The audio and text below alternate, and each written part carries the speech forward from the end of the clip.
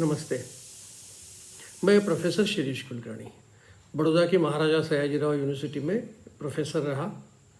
बाद में विद्यानगर की सरदार पटेल यूनिवर्सिटी में वाइस चांसलर रहा।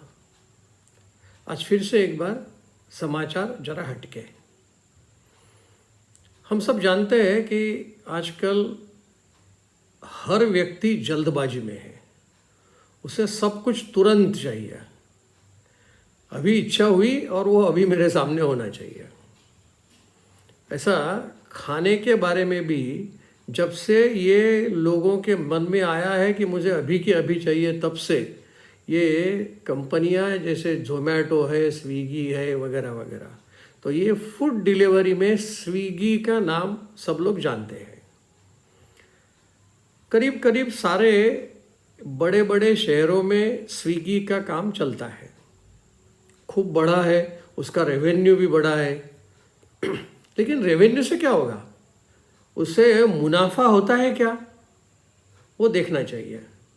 आज मैं उसके मुनाफे के बारे में बात करने जा रहा हूँ, और वो भी सिर्फ साल 2024-25 का लास्ट क्वार्टर, यानी जनवरी से मार्च 2025 तक की बात मैं आप लोगों के सामने करने जा रहा हूँ। उसका लॉस डबल हो गया।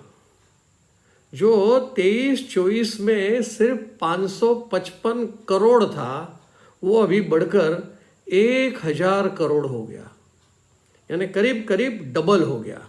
तो इस प्रकार से उसकी अकेली फूड डिलीवरी में जो नुकसान हुआ है वो 7347 करोड़ रुपए का हुआ।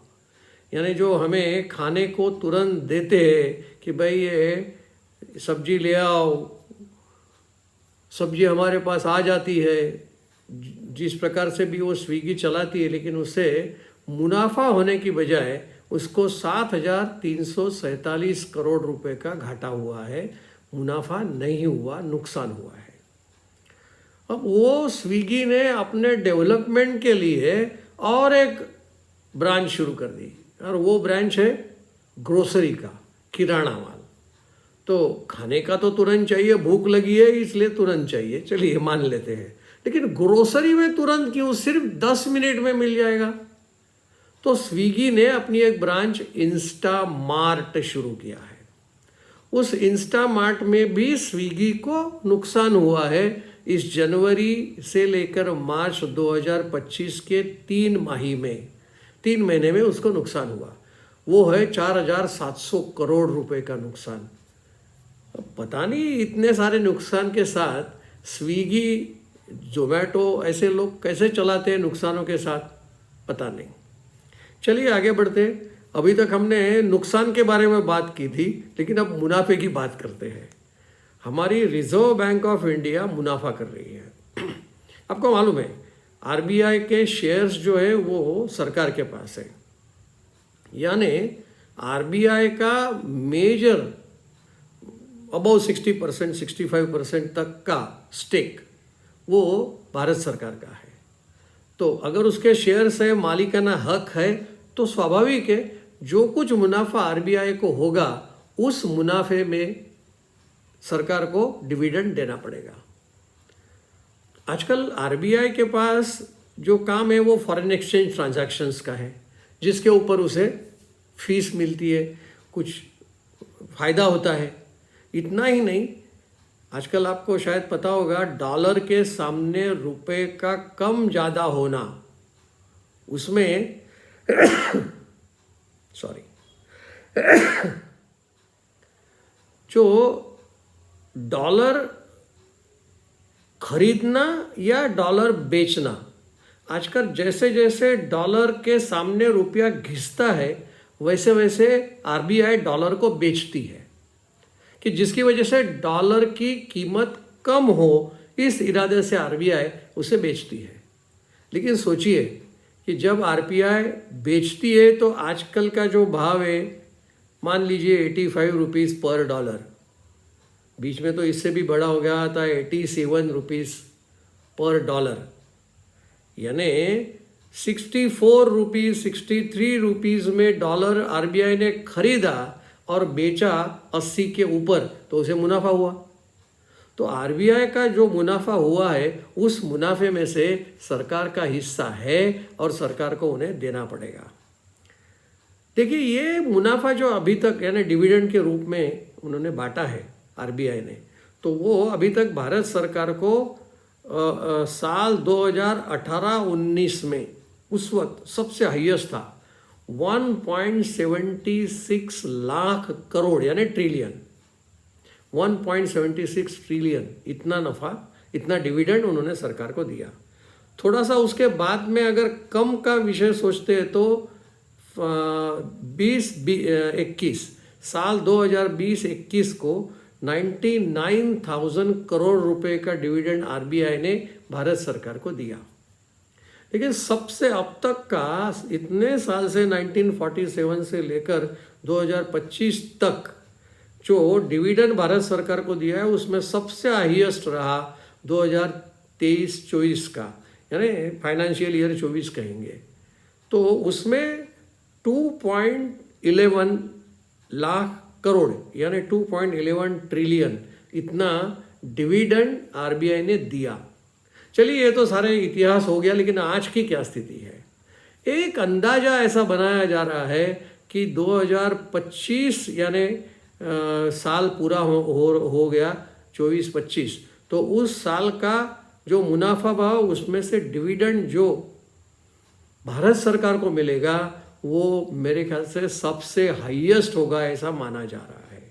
और कम से कम अगर कहे तो 2.2 ट्रिलियन यानी 2.2 लाख करोड़ रुपए का डिविडेंड भारत सरकार को देने जा रहा है ऐसा लगता है। ठीक है, आगे बढ़ते। भारत सरकार आजकल पता नहीं अन्य देशों में फ्री ट्रेड एग्रीमेंट करने जा रही है। सबसे पहले तो यूके का जो बहुत चर्चित विषय है, बहुत लंबे समय तक चर्चाएं चली लेकिन हो ही नहीं रहा था, यानी यूके के साथ जो फ्री ट्रेड एग्रीमेंट करना था उसमें कई बार हमारे अधिकारी मिले, लेकिन आखिर में इस मई में वो फ्री ट्रेड एग्रीमेंट फाइनल हुआ, सिग्नेचर हो गया और अपने माननीय नरेंद्र भाई मोदी यानी प्राइम मिनिस्टर ऑफ इंडिया ने एक वेव में डिक्लेयर किया कि भाई इतना हमारा यूके के साथ का हो गया। अब जानते हैं यूएस के बारे में बहुत चर्चा चल रही है कि अमेरिका के साथ अगर फ्री ट्रेड एग्रीमेंट होता है तो शायद अच्छा रहेगा। अमेरिका भी हमारे यहाँ प्रेशर कर रही है कि भाई आज तक आप ट्रेड सरप्लस लेते रहे हो तो हमें भी कुछ दो, तो इस प्रकार से वहाँ पर भी कुछ चर्चा चल रही है। देखते हैं कि वो कहाँ तक तैयार होते हैं।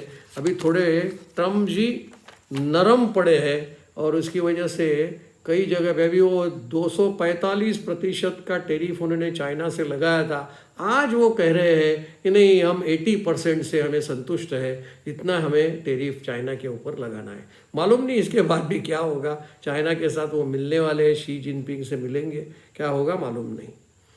अभी न्यूजीलैंड के साथ फर्स्ट राउंड की चर्चा हो गई है फ्री ट्रेड एग्रीमेंट के लिए, पता नहीं इसके बाद कितने राउंड होंगे, लेकिन ये फ्री ट्रेड एग्रीमेंट समझौता, व्यापार समझौता करना है, यानी हम कौन सी चीज़ें वहाँ भेजेंगे, कौन सी चीज़ें वो यहाँ आएगी, कौन सी सेवाएं आएगी, इन्वेस्टमेंट कैसा होगा, एम्प्लॉयमेंट की दृष्टि से आप हमारे कितने लोगों को नौकरियाँ दोगे वगैरह वगैरह, ऐसे सारे विषय होते हैं।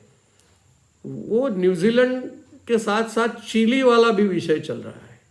चिली हमारे लिए तो ट्रेड डेफिसिट वाला देश है, लेकिन उसके साथ भी आजकल हमारी चर्चा चल रही है। पता नहीं इतनी सारी चर्चाओं के बाद आखिर में होगा क्या, भारत सरकार का तो पता नहीं, लेकिन जो यहाँ व्यापारिक कंपनियां हैं वो फिर रिलायंस भी हो सकता है, वो अदानी वाला भी हो सकता है, या और सारे टाटा बिरला सब हो सकते हैं, तो वो लोग भी अपने वस्तुओं एक्सपोर्ट करेंगे और सस्ता कुछ मिलता है तो वो उसको इंपोर्ट भी करेंगे। इस प्रकार की पॉसिबिलिटीज है, यानी यह बिजनेस के लिए अच्छा हो ऐसा फ्री ट्रेड एग्रीमेंट भारत सरकार अन्य देशों के साथ कर रही है। देखते हैं आगे क्या होता है। अभी यह बात जब हम कर रहे थे तब देखिए मैं आगे वाला विषय ले रहा हूँ यूएस के साथ। अभी ये गत साल वाला यानी 2024-25 में हमारा जो एक्सपोर्ट हुआ है वो ज़्यादा अच्छा हुआ है। करीब 89 बिलियन डॉलर का हमारा एक्सपोर्ट उनके साथ हुआ है, जिसमें से मैं ज़्यादा नहीं 4-5 वस्तुओं के बारे में बात करने जा रहा हूँ। उसमें जो फर्स्ट क्वार्टर का जो हमारा एक्सपोर्ट हुआ है वो 20.76 बिलियन डॉलर का हुआ है फर्स्ट क्वार्टर का। सेकेंड क्वार्टर में 19.61 बिलियन डॉलर का, तीसरे क्वार्टर में 19.5 बिलियन डॉलर का।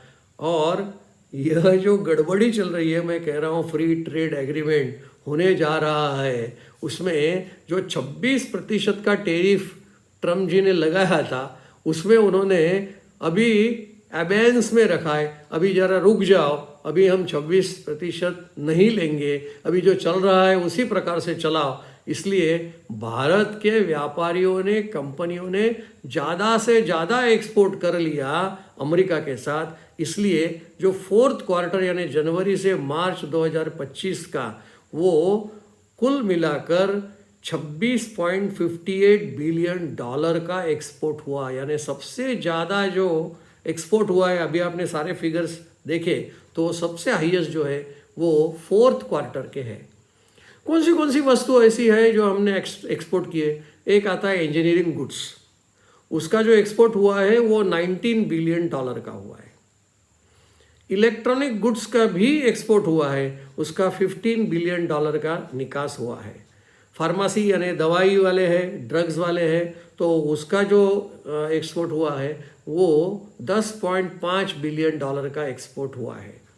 ज्वेलरी भी हम अमेरिका को देते हैं, वो 10 बिलियन डॉलर का हुआ।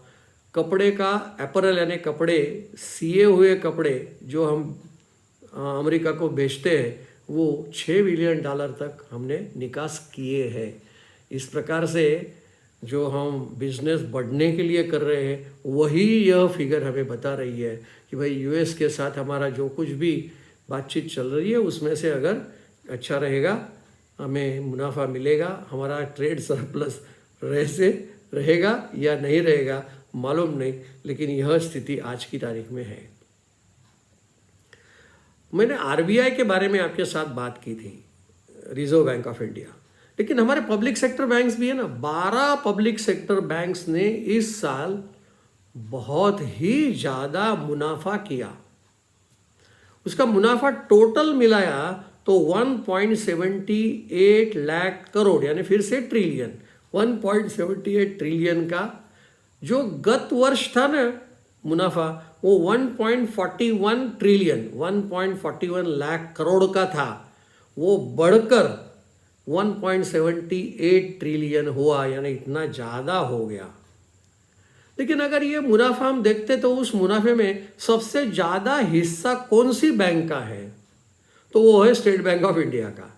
40% मुनाफा ये 12 बैंकों को मिलाकर अकेले एसबीआई का 40% मुनाफा है।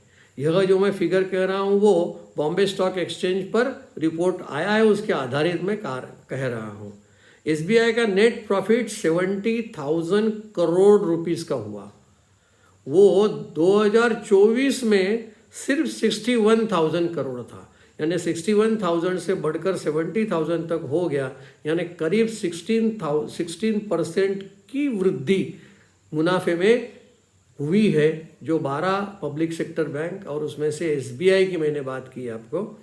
वैसे पीएनबी भी बहुत आगे बढ़ गई है। पीएनबी का जो मुनाफा है वो 101% बढ़ा है, यानी कोई पब्लिक सेक्टर बैंक नहीं तो ये सफ़ेद हाथी कहे जाते थे। 2014 के पूर्व हमारी कोई भी पब्लिक सेक्टर बैंक मुनाफा नहीं करती थी, क्योंकि उनके एनपीएज ज़्यादा होते थे, यानी डूबे हुए लोन खूब रहते थे। इसकी वजह से वो मुनाफा वाला विषय हम सोच भी नहीं सकते थे।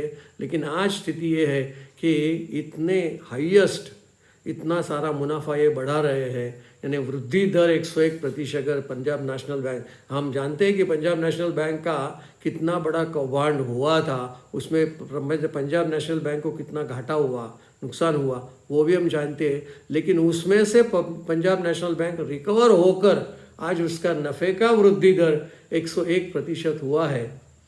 बस इसी के साथ मैं अपनी वाणी को विराम देता हूँ। आभार, थैंक यू।